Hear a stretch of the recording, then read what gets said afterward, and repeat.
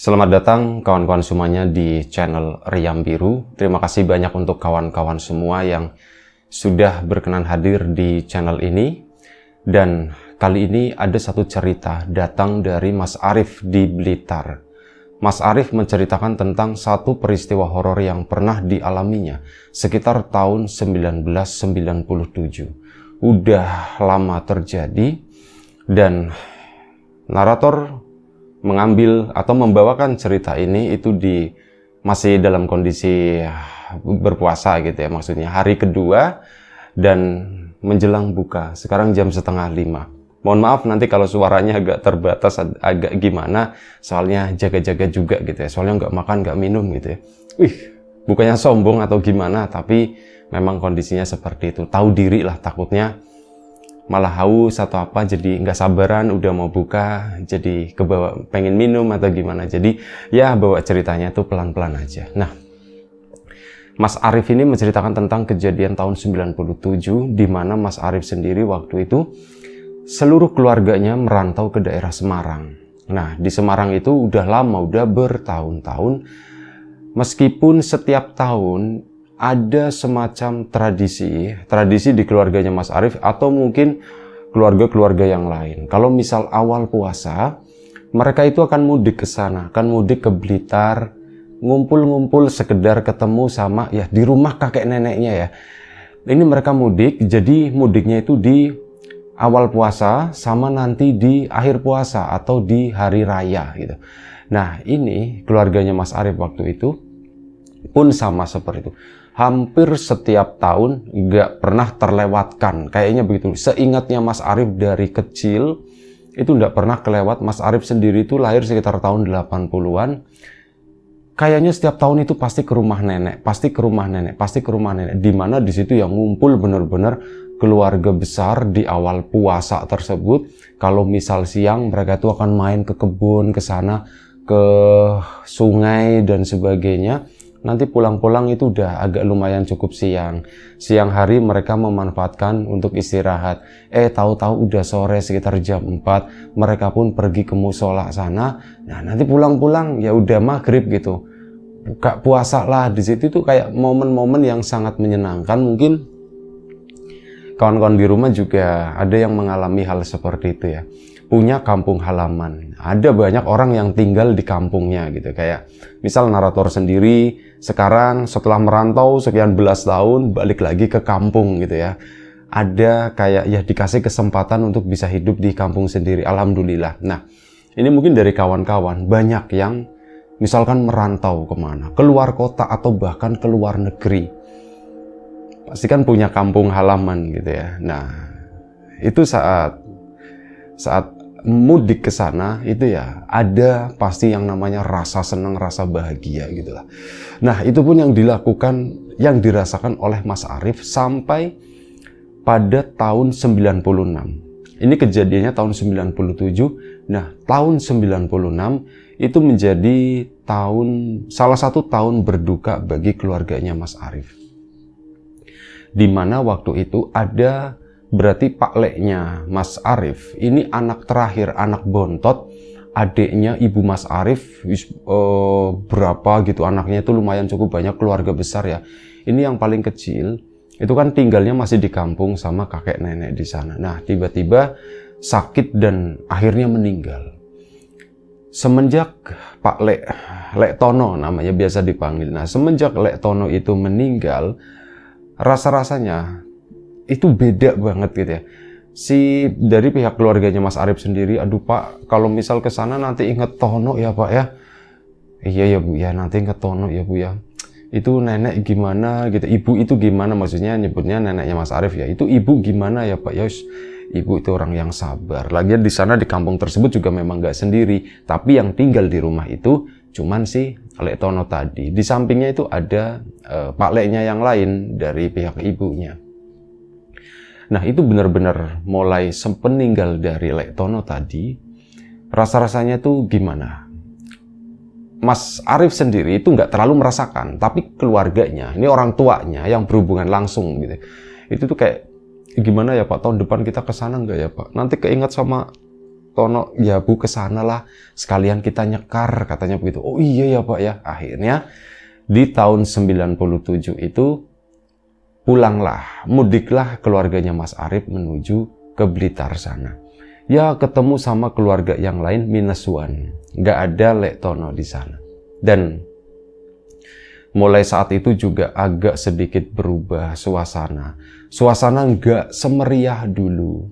Nenek pun yang biasanya super ceria, ini tuh enggak. Kayak ada senyum atau ketawa yang dipaksakan gitu menurut Mas Arif. Ya ada kesedihan gitu ya. Orang tua ditinggal mati, ditinggal sama anaknya, itu rasanya itu gimana. Apalagi ini anak terakhir yang keseharian itu nemanin hari tuanya, itu tuh pasti ya sedih banget lah. Mas Arif dan keluarga pun merasakan hal itu, dan Mas Arif sendiri itu sempat ngomong sama ibunya, Bu, Lebaran puasa kali ini kok sepi ya Bu ya. Gitu. Iya ya Arif ya, sepi ya Arif ya. Padahal semuanya tuh lengkap kecuali satu itu ya, kecuali Lek Tono. Tapi rasanya sepi, rasanya hambar atau gimana. Nah, ini beberapa bapak-bapaknya mungkin menyadari hal tersebut gitu ya. Sepertinya kita itu harus melakukan sesuatu. Nah, sudah melakukan sesuatu, bapak-bapak tadi itu ngumpulin kayu bakar. Jadi mereka itu ternyata mau bikin acara. Yuk, nanti malam habis taraweh kita bakar-bakaran di sini yuk gitu. Kita bakar ayam, bakar ikan dan sebagainya, katanya begitu. Nah, saat ada acara tersebut, sebelumnya itu nggak ada. Sebelumnya itu ya cuma sebatas ngumpul-ngumpul, orangnya ngobrol-ngobrol. Nah, kali ini tuh mau dibikin itu. Mau dibikin semacam acara di halaman rumah. Semangat baru pun muncul. Yang tadinya lesu, sedih atau apa, ini perlahan merambat ke atas. Suasana jadi lebih terang. Suasana itu jadi lebih hangat lagi ini. Mas Arif pun merasakan hal tersebut. Anak-anak yang tadinya lesu jadi ceria lagi. Wow, lari-lari main-main ke sana bantuin natain kayu-kayu dan sebagainya. Nah, hari itu pun buka puasa. Buka puasa belum dinyalain ya, orang tuh masih sibuk, dan kali ini mereka berbuka puasa itu di teras di sana. Yuk di teras semuanya. Akhirnya ya kayak gitu ya. Setelah buka puasa ada yang beresin, ada yang berangkat ke musola sana untuk sholat maghrib.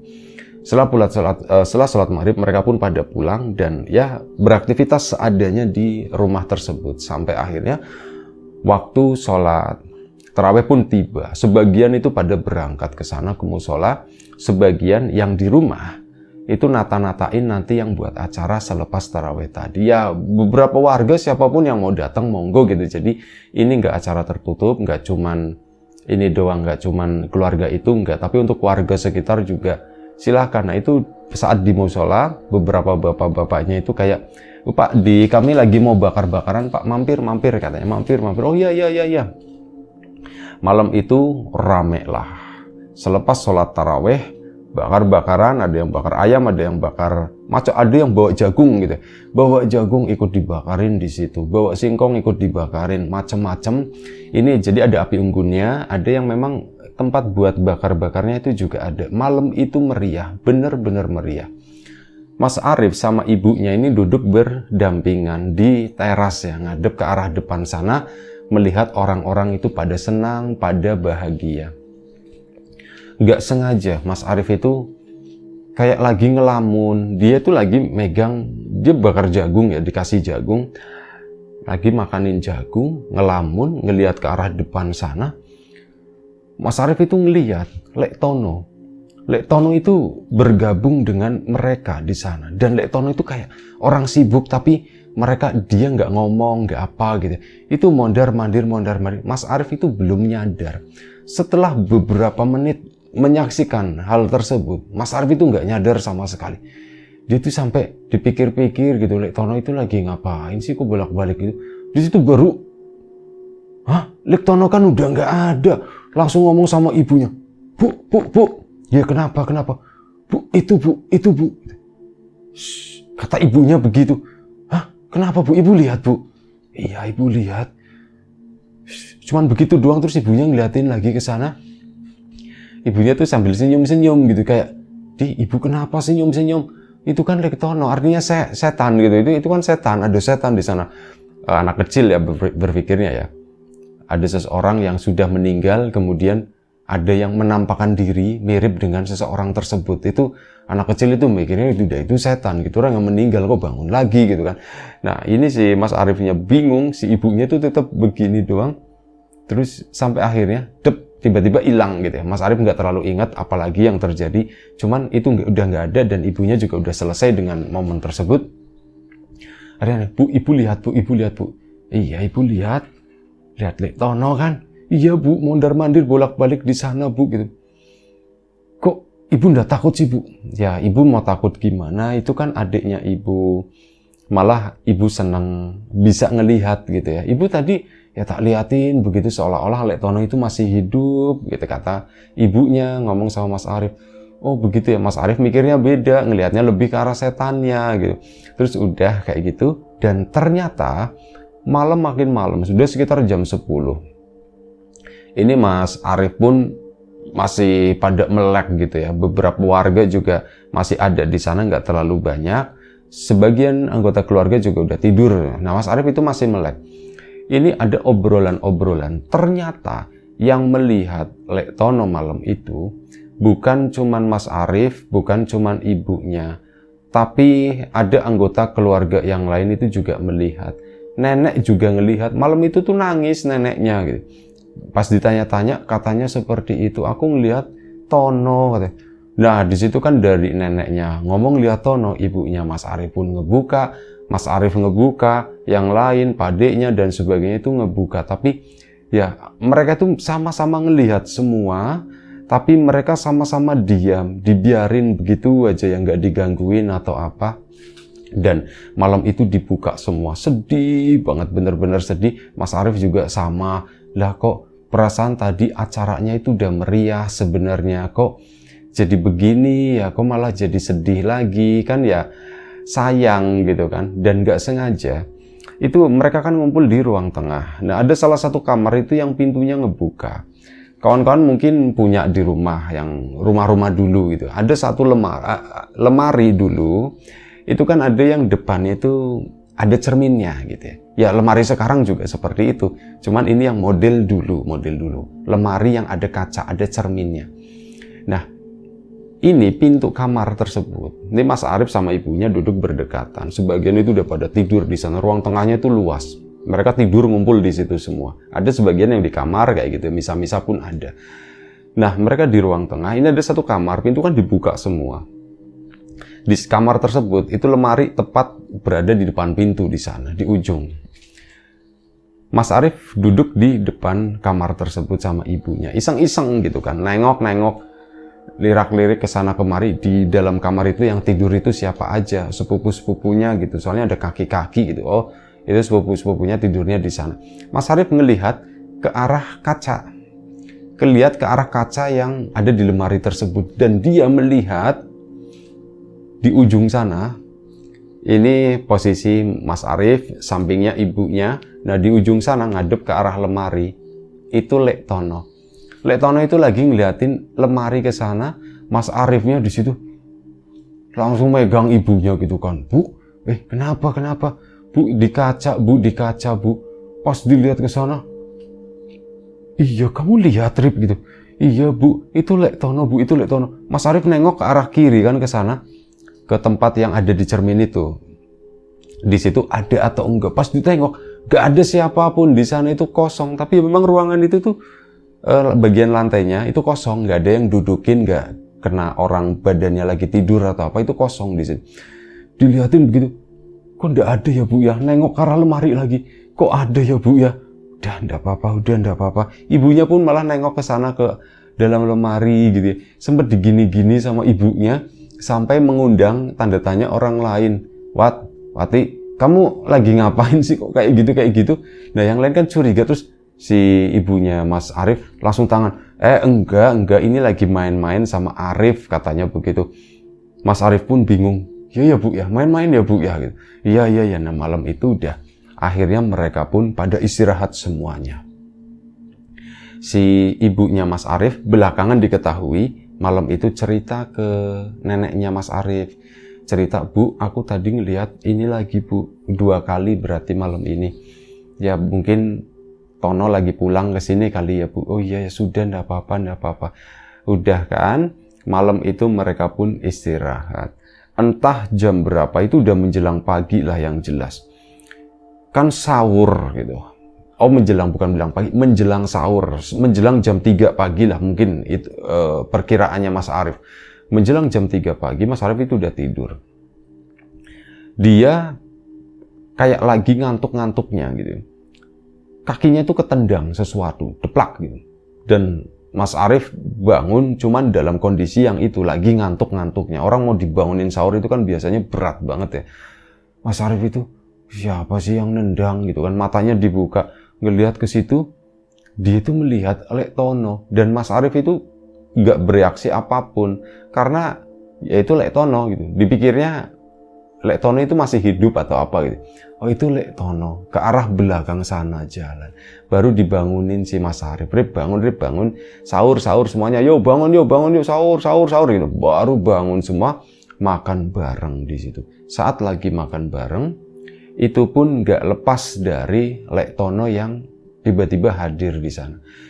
Mas Arief ngelihat ke arah belakang, ke arah dapur di situ ya. Ini yang lain kan pada ngumpul semua di situ. Nah di dapur kan sepi. Mas Arief ngelihat ada seorang pria itu yang berdiri di sana. Ngadepnya tuh ke belakang ke sana. Diem aja. Itu siapa ya? Pas ditunggu-tunggu, ternyata dia tuh nengok begini, nengok ke arah belakang. Nengoknya tuh caranya, kepalanya tuh kayak agak patah-patah kata Mas Arief. Tek gitu. Dan begitu nengok ke belakang, itu adalah Pak Lek Tono di sana. Hah? Lek Tono lagi di situ. Ini hari ini aku ngeliat berapa kali, kok banyak banget ya. Apa Lek Tono itu belum meninggal gitu. Anak kecil pikirannya. Ya, tapi udah sahur pun berlalu dan keesokan paginya habis itu lanjut tidur. Enggak lanjut tidur. Habis sahur mereka tuh disuruh nungguin subuh. Nah setelah subuh mereka pada ke musola, habis itu pada jalan-jalan pagi. Nah setelah jalan-jalan pagi baru mereka tidur, lanjut tidur lagi. Tapi sebelum tidur Mas Arief itu sempat cerita ke ibunya, Bu, semalam aku ngeliat lagi Bu, Lek Tono di belakang sana di dapur. Oh ya gitu. Iya Bu, cuman nengoknya aneh Bu, nengoknya tuh kepalanya gini Bu, tek begitu Bu, kayak lehernya ayam kata si Mas Arief. Oh iya gitu kan, ibunya pun gak bereaksi apa-apa ya, sampai akhirnya udah. Malam pun tiba, buka puasa lagi gitu ya. Buka puasa, kemarin kan ceria banget. Kali ini tuh agak sedikit menurun, apalagi setelah kemarin ya ribut-ribut, ada yang melihat Lek Tono. Dan ternyata yang melihat itu gak cuman, yaitu tadi bukan gak cuman ibunya sama Mas Arief doang, melainkan beberapa keluarga itu juga melihat. Saat buka puasa bareng, itu ada yang celetuk, no, Tono, kalau memang pulang, sini no, gabung no, ikut buka bareng, ada yang celetuk begitu. Dan entah apa yang terjadi yang dialami oleh Mas Arief, tiba-tiba semuanya itu berhenti di sana. Kayak freeze, berhenti, nggak ada satupun yang bergerak di situ. Mas Arief pun kayak, dia ngomong, loh, kok pada berhenti semuanya gitu, pikirnya Mas Arief. Loh kok pada berhenti semuanya, aku mau makan juga susah kata si Mas Arief. Aku mau makan, ini rasa-rasanya mau gerakin jari ke arah piring, tangan ke arah piring, itu lama banget. Gerakannya itu jadi lambat kata si Mas Arief. Itu yang dirasakan setidaknya. Nah di sana, di ujung sana, dari arah belakang, dari arah dapur, itu muncul, melompat, lewatin orang-orang yang ada saudara-saudaranya si Mas Arief, dilompatin menuju ke tempat makanan-makanan tersebut. Itu Lek Tono. Cuman aneh, Lek Tono itu mohon maaf, atasnya tuh pakai baju gitu ya, bagian bawahnya tuh pakai celana pendek. Di bagian ininya, bagian belakangnya, di bawah tulang punggung gitu, ada ekornya tuh panjang. Beneran ekor panjang berbulu, warnanya tuh hitam. Loh, kok Lek Tono ada buntutnya gitu, kok Lek Tono ada ekornya. Itu lompat-lompat, tep ngambilin makanan yang ada di sana. Dan si Mas Arief yakin, karena melihat itu, yakin itu bukan Lek Tono. Soalnya apa? secara fisik kepalanya itu mirip. Jadi Lek Tono itu kepalanya rambutnya itu suka dibotakin gitu ya. Bukan botak halus, enggak, tapi potongannya tuh pendek-pendek rata. Kayak botak kasar gitulah ya. Nah, seperti itu. Mukanya Lek Tono itu agak lonjong. Ini bentukannya itu memang mirip seperti itu. Kepalanya botak ini, tapi matanya yang membedakan. Matanya itu warnanya hitam semuanya. Itu kayak gitu. Dia tuh kayak ngeliat, lompat-lompat di antara makanan tersebut, terus ngeliatin ke beberapa orang, termasuk ke arahnya Mas Arief. Begitu ngeliat ke arahnya Mas Arief, dia tuh kayak kaget. Dia tuh mundur ke belakang gitu kan. Terus apa? Lompat lagi ke sana. Ini udah bawa makanan lumayan cukup banyak, lompat ke arah belakang. Begitu itu hilang, sosok tadi hilang, semuanya kembali normal dan berjalan lagi semestinya. Mas Arief sendiri tuh ngos-ngosan. Gitu kan. Rif, kamu kenapa, Rif? Ditanya sama ibu. Aku enggak apa-apa, Bu. Aku enggak apa-apa. Setelah ngos-ngosan, dia itu rasa-rasanya perutnya itu mual, pengen muntah. Kamu kenapa? Udah tahu, Bu. Udah tahu. Ya udah minum dulu. Akhirnya diminum, ditolongin gitu kan Mas Ariefnya. Setelah itu Mas Arief itu semaput, pingsan gitu. Setelah itu pingsan, dia tuh benar-benar nggak ingat apapun, apa yang terjadi lagi setelah itu. Bangun-bangun itu sekitar jam 9 malam, masih di hari yang sama. Dan dia nggak bermimpi atau apa gitu, nggak ya. Dia tuh tiba-tiba, loh, aku di mana? Rip, udah bangun, Rip, udah bangun.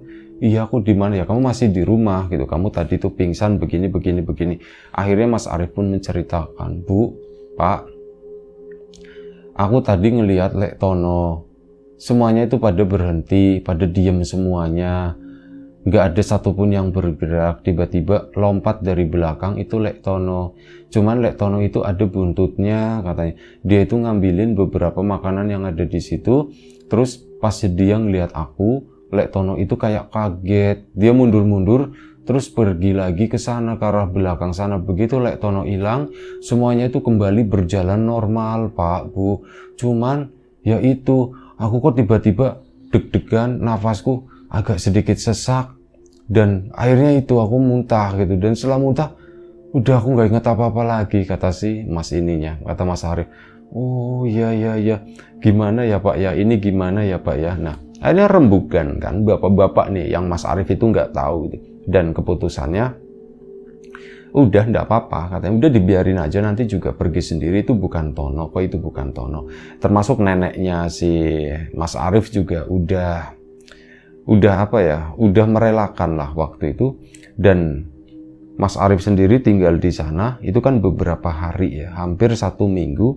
Dan di hari terakhir waktu itu, di sore terakhir lebih tepatnya, keesokan paginya mereka tuh mau pada pulang. Di sore terakhir, saat mereka mau buka puasa bersama, bukanya itu kebetulan di dalam rumah. Di dalam rumah sana, pintu kan karena udah maghrib gitu ya, ditutup aja. Jendela memang dibuka, tapi pintunya ditutup. Grab. Ini ada yang ngelemparin batu dari luar, beletak gitu kan. Ada yang ngelemparin berketak beberapa kali. Ya orang kan pada nengok. Inilah udah buka puasa waktu itu. Nah, ada yang lemparin seperti itu. Beberapa orang kan, yang orang-orang dewasa itu pada nengok, terus nengokin ke sana. Didatengin pintu tersebut, dibuka pintunya, ternyata apa? Di depan situ, semua yang ada di sana, kata Mas Arief, hampir semua, itu melihat ada satu sosok berdiri di situ, mirip sama Lek Tono. Cuman apa? Pakaian bajunya itu dibalut-balut, bukan pocong gitu, enggak ya. Tapi hanya dibalut-balut begitu. Diem di sana, di pinggir jalanan kampung di situ, bener-bener diem, tapi senyum, katanya si Lek itu tuh senyum. Ada yang melihat nangis, katanya, ada yang melihat senyum, macam-macam pendapat orang waktu itu. Dan akhirnya apa? Lek Tono itu berjalan ke sana, kayak melanjutkan perjalanannya, meninggalkan rumah tersebut. Nah, di situ semuanya yang tadinya pada makan, pada nikmat, itu kayak jadi haru biru gitu ya. Udah Lek Tono udah pergi. Ya, neneknya justru kebalikannya. Yang sebelumnya dia paling sedih, kali ini tuh yang ya sudah ndak apa-apa. Ini mungkin terakhir kalinya kita semua ngelihat Tono udah pergi. Kalian yang ikhlas ya. Iya mak. Jadi neneknya Mas Arief itu mengaku akhirnya di malam tersebut, sebelum anak-anaknya itu pada pergi ke tempatnya masing-masing gitu ya, tempat asalnya, neneknya itu mengakui kalau dia itu nggak ikhlas sebenarnya. Pokoknya aku nggak ikhlas. Tono meninggal, anakku itu yang satu, aku nggak ikhlas, aku nggak ikhlas. Dan hal itu kayak diomongin terus setiap hari, bahkan ngomong sama tetangganya pun seperti itu. Ya kayak gitulah. Nah akhirnya diambil kesimpulan sama beberapa orang, hal itu kayak semacam dimanfaatkan oleh mereka-mereka yang mendengar seperti itu. Diwujudkanlah, dimunculkanlah sosok-sosok yang mirip dengan yang bersangkutan, yaitu almarhum Lek Tono. Sebenarnya itu bukan gitu ya, tapi dimanfaatkan seperti itu ya, tujuannya untuk apa? Yang pastinya bukan sesuatu yang baik lah. Katanya begitu. Dari situ akhirnya ya sudah, udahlah gitu ya, udah bu ikhlas ya, semuanya ikhlas ya, ikhlas semuanya. Akhirnya udah pada pulang ke tempat masing-masing, dan tahun depannya lebarannya itu ngumpul lagi di situ, udah nggak ada yang namanya sosok menyerupai Lek Tono, itu udah nggak ada, benar-benar udah bersih, udah hilang semuanya, itu baik-baik aja. Itu aja satu cerita dari Mas Arif di Blitar sana. Mohon maaf kalau misal membawakan ceritanya itu nggak maksimal, mohon dimaafkan. Baik, kawan-kawan semua, terima kasih banyak atas support dan dukungannya apapun itu. Kawan-kawan subscriber, kawan-kawan membership, kawan-kawan yang udah kasih support dalam bentuk super thanks ke Riam Biru, terima kasih banyak. Kawan-kawan yang udah ngasih like, udah nge-share ke yang lainnya juga, kawan-kawan yang udah ninggalin komentar juga terima kasih banyak. Kawan-kawan yang sudah berbelanja bawang gorengnya Wiji, terima kasih banyak. Mohon maaf kalau pengirimannya tertunda sehari 2 hari karena memang ya lagi lumayan cukup padat dan kita baru memulai lagi. Yang nyuplai bawangnya itu kemarin awal puasa juga libur gitu, jadi ya sempat terhambat gitu ya. Mohon maaf, mohon bersabar. Baik, itu aja doa terbaik dari kami untuk kawan-kawan semua. Semoga selalu diberi kemudahan dalam hal apapun, termasuk kemudahan dalam hal rezeki. Yang sakit segera diberi kesembuhan, yang sehat tetap dijaga kesehatannya. Sampai jumpa di episode selanjutnya Riam Biru. Selamat menunaikan ibadah puasa bagi kawan-kawan yang menjalankan. Jaga kesehatan. Assalamualaikum warahmatullahi wabarakatuh.